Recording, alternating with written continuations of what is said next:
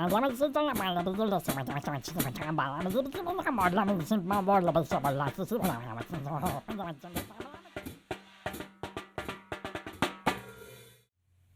back to Communicology. Are you the type of person that doesn't like to be in crowds or don't like people in general just getting close to you? And have you ever kind of wondered what that's all about? Let's talk about that today. But first, if you'd be so kind, please give me a like, a share, a subscribe. I would greatly appreciate that. So let's talk about the concept of nonverbal communication as it revolves around the whole concept of space. And this is the concept called proxemics. Proxemics, as you can hear in the word there, is about proximity. How close are people near you and how that communicates and how people can handle and understand the concept of actual physical closeness and how that actually communicates. Now, proxemics doesn't just deal with the actual physical space, and we'll talk about that, of course, but it also deals with the psychological impact in the space that we have. So you start thinking about how those two things are basically intertwined, and you can understand why proxemics is an important part of studying nonverbal communication. So let's take a look at some basic first understandings of the concept of proxemics, and we'll look at the concept of territory first.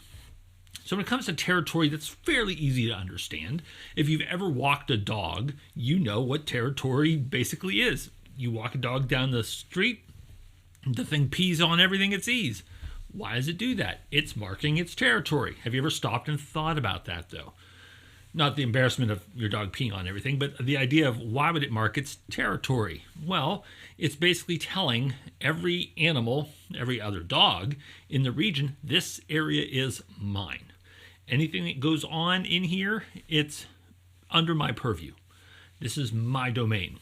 Stay out or tread lightly when you're here. And that's basically how dogs work. And they're not the only animal that does so. You know, anyone who's ever gone deer hunting, you know, buck, male deer, you know, they take their antlers and then they scrape it on trees, on small trees and anything like that, and scratch them up. And they also, you know, dig away areas with their hooves to mark, like, these are areas that are mine, and you need to know there is a buck who's taking care of business in this area. You aren't to be here. I am not one to trifle with. That's what they're doing. So territory is, of course, a very important thing. And we humans do that too. I mean, think of your first room growing up. Whenever you're old enough to start to be able to decorate your own room, you know, when you're little, your parents decorate your room for you. But you start getting older and you get to put up your own posters or put up your own little art or whatever you choose to put up. And next thing you know, you're also maybe putting a sign on the door that says, you know, parents keep out, kid zone, or whatever, you know, or do not enter signs and things like that. You're marking territory. This is my space, even though it's not yours.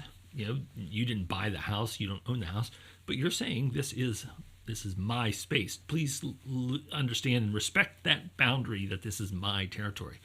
And that's something that you're communicating with those signs and those behaviors that you have. Pretty simple, straightforward with territory. Well, how does that move forward then? Because then, you know, it's not very uncommon. Like whenever I'm teaching, for example, there's this invisible barrier between where I stand and where the students sit.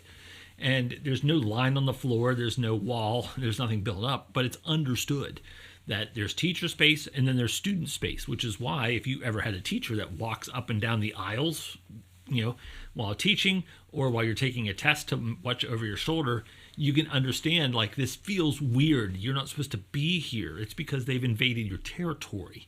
And also when, like, students have to give up and give a presentation or a speech, they get really nervous. Why? Because now they're all of a sudden in teacher space and they get an innate feeling, I'm not supposed to be here. This is not my territory. This is teacher space. And that becomes an issue, you know, and some people have a difficult time, you know, overcoming that. And you see it later on, like if they're ever called up to a podium to give a some kind of a speech or presentation at work, you know, they get that tense up feeling like, oh, I don't belong up here. This is where the boss stands. That's not for me. It's not my territory. And that's part of the reason why we get nervous sometimes standing up in front of other people. So that's the starting point, territory. So when we start looking at the idea of space, and how that comes into play. So it's not just marking off areas, it's also the distance that we have between us. So this is a concept known as interpersonal space. So interpersonal is typically one-on-one, like how whenever you have interpersonal communication, it's one-on-one talk. So face-to-face. So there is a space distance that we can tolerate. And this is definitely a psychological thing, but it also has to do with self-preservation and familiarity and all kinds of other things, which we'll talk about as we go. Now, the first space, it shouldn't be a surprise at all, but it's called intimate space. And it's only to 18 inches, so 0 to 18. That's not very much. I mean, if you hold out your hand in front of you, that's going to be roughly 18 inches or so. Think how few people are allowed there. Now, if you're one of those kind of people who's super huggy and hugs everybody all the time, you let a lot of people in there. But most people don't. Most people, there are only so many people allowed in here. A significant other, best friends, close relatives, things like that, grandma, things like people. There are not many people who are allowed in this space. Why? Well, again, the title gives it away, intimate. How many people do you have any kind of intimate relationship with? So ones that you tell your secrets to, the ones that you share your hopes and dreams, that one that you share your fears with. There aren't a lot of people in that space. And also you start dealing with the idea of preservation. Like, how many people do you trust that they're not going to harm you or cause any kind of problems to you? Again, it's that there are not too many people. So again, if I'm going to be intimate with somebody, and this, of course, doesn't necessarily mean like sexually intimate or things like that. Just intimate as in they're known, well known. There aren't a lot of people in that space. So you tend to be very reserved about who goes there. And you also get uncomfortable when people who shouldn't be there go there. So perfect example, you're on an elevator. You come in, you stand in the middle of the elevator. All of a sudden the door opens up and someone else comes in. You head to a corner. They head to a corner. You're both very aware that, like, I don't want you in my space, and I don't want you in my space. And that's just what typically happens. We just push away from each other, and it's not because that we're jerks. It's just because I don't know you. I'm certainly not intimate with you. So just off to the corners. And then a third person comes in, and a fourth, and a fifth, and a sixth. Next thing you know, it's snug, and you just want to get out because all of a sudden you feel very violated because there are all these people in your space. All these strangers that you don't know, or people that maybe you do know but you're not close with, all of a sudden they're in your space. And you feel like, I can't escape. There's nowhere I can go, which is another reason why people don't like being in elevators or other enclosed spaces, because the more people you put in there, the less you feel like you can get out and do anything. So being afraid of an elevator in general is not as common as I don't like being shoved into a little box with a lot of other people to where I feel like they're in my space and there's nowhere for me to escape or get out if anything goes wrong. And that's where we end up having that. So you think of the idea of interpersonal space, it's not very big.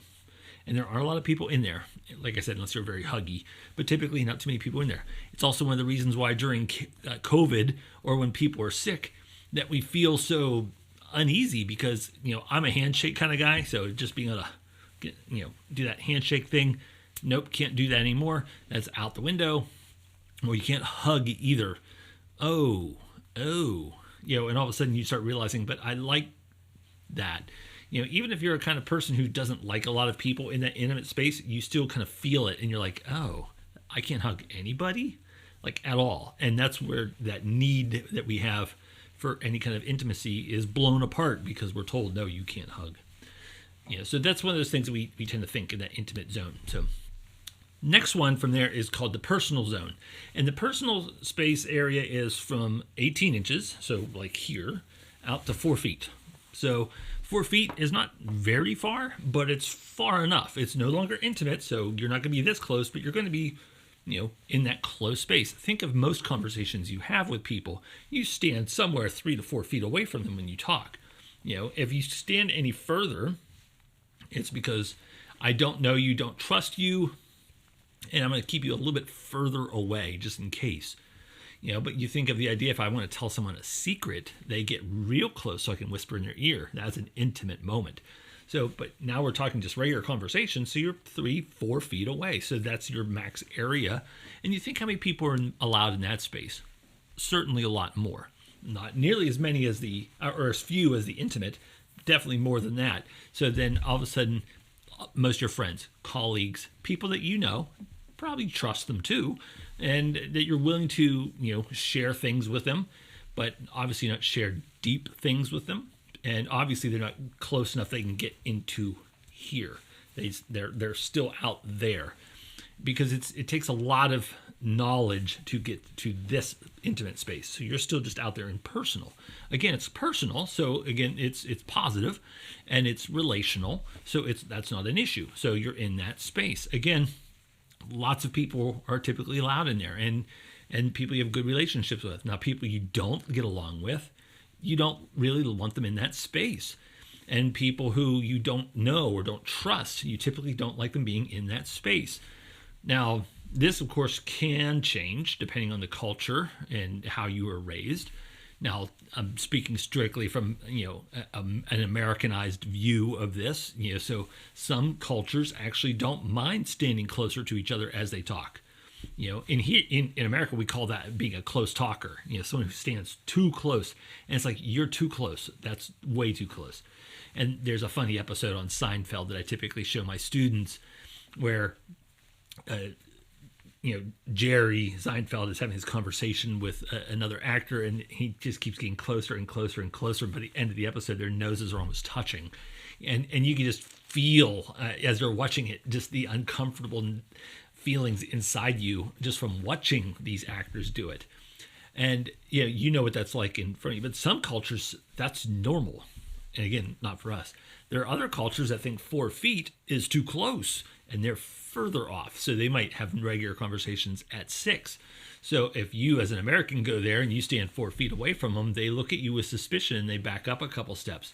It's not that you're like violating any kind of law or anything. You're violating a cultural norm of what's normal and appropriate for how close we can stand to each other when we talk. Again, that's one of those things that we just don't think too much about when we're traveling, until all of a sudden you realize that people keep walking closer to you, or people try to step back from you as you're talking. Either your breath smells really bad, or you're violating a cultural norm of some kind. But typically there aren't a lot of people in that personal space. Again, people that you trust. Then from there, from 4 feet out, we move into the social. So the idea of who belongs in that 4+ foot area. And these are definitely people that you're aware of, the people that you know, or even strangers, but I'm out there in the social world. So think of when you go to a party. Unless you're super outgoing and gregarious, you typically don't plow into the middle of the room shaking hands with everybody as you go, unless you know everybody, of course. But if it's like a social event when you don't know everybody, you watch people when they come into one of those events, they come in and they almost always stop. And then they start scanning the room looking for anybody that they know so they can make a beeline to that person. But if they don't know anybody, they come in, they stop, they do their scan, and then they quickly filter to the left or the right and kind of like make their way to a wall.